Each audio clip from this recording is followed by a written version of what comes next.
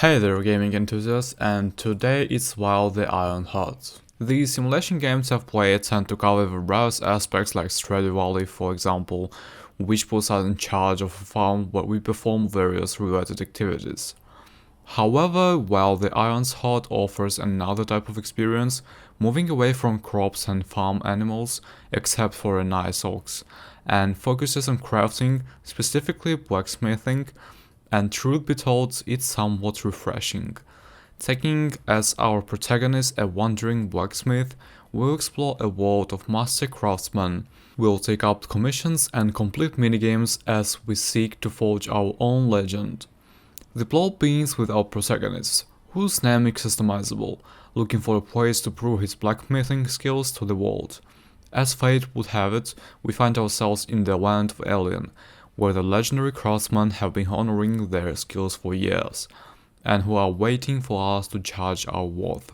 As our first challenge, we'll have to revitalize the forge of the almost abandoned village of Stal, which has potential to become the thriving community if we manage to rise to the challenge. To start with, we'll have a prestige system to quantify our general progress. We'll have to craft items, meet people and improve the town facilities to increase our reputation. When we finish our day and go to sleep, the game presents us with a daily summary of our exploits, and we'll be rewarded with experience, prestige, alongside the choice of 3 upgrades, such as getting less feared or increasing the money we receive from selling items. Apart from these, we have an energy bar, which depletes as we craft in objects out travel, and as our prestige grows, we can unlock upgrades to improve our house, the forge and other buildings. The smithy will be our second home, and there we will employ workstations such as the anvil, the whetstone and of course the forge. Each station has its own minigame, such as the anvil that shows us the hammer moving over the mold, and we have to hit the right places for better results. Although we can spend all day pounding metal, it would be kind of a waste if we can't sell our creations. To solve this situation, we can take orders from the different villages in the game, where they dedicate themselves to their own trades. There are carpenters and miners villages, for example. In addition to business, we can interact with some of the inhabitants and take secondary missions or special orders.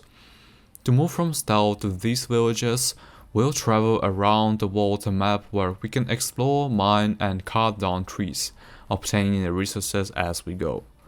While the Iron's Hearts also offers a plenty of minigames and riddles, but what really hooked me was the repetition, as weird as it may sound, of coming to ask for orders, forging objects and selling them. It's a gameplay loop that I find very satisfying, especially adding the upgrades to the village buildings, like the wagon that allows us to carry a mobile forge for long journeys. But it doesn't just stick to simply crafting things until we get tired of it, as it's an aspect that integrates nicely with the story. As a bonus, our vehicle is driven by an ox that we can find in our adventures, which we can pet and dress up with outfits, a welcome detail on my part. In terms of visuals, the screen is uptoned and a very nice pixel art, with simple sprites but with interesting details in the animations. One example is the movements of an apron when we walk, run or climb the stairs, and it feels very fluid. Seeing the progression of the town as we rebuild is also rewarding, especially past the point where we can discern the walls in distance rising around the settlement. I was quite pleased with the style, but I don't have much more to say. I feel it fits perfectly though. In conclusion, while the Iron's Heart very entertaining, it has quite a bit of humor and is somewhat relaxing, or addictive depending on the gameplay loop. It hooked me to the point that I encountered a bug that impeded my progress, and I was really frustrated that I couldn't keep playing. Fortunately, it was solved, and from there I didn't stop until I finished it. It's an adventure that delivers me what it promises and provides a fun time, but also a somewhat different approach to the genre. So thank you guys for watching this review on this beautiful game, and don't forget to subscribe and hit the like button. See you in the next videos.